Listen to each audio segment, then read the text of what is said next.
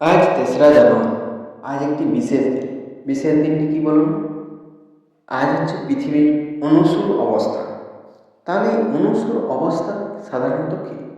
পৃথিবীতে উপবৃত্তাকার কক্ষপথে সূর্যকে কেন্দ্র করে প্রতিনিয়ত আবর্তন করছে।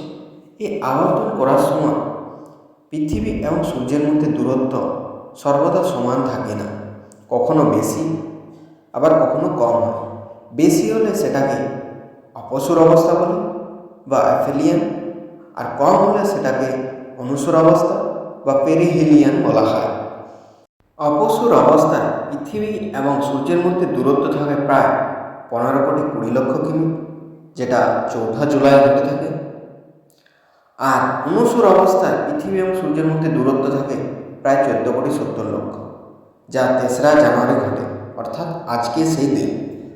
কিন্তু এই 3রা জানুয়ারি পৃথিবী এবং সূর্যের দূরত্ব সব থেকে কম হওয়া সত্ত্বেও উত্তর গোলার্ধে শীতের মাত্রা কেন বেশি থাকে?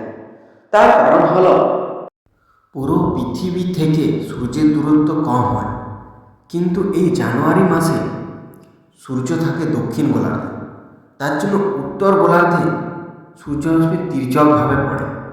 সেই কারণে এখানে যে শীতের মাত্রা অনেক বেশি হয়।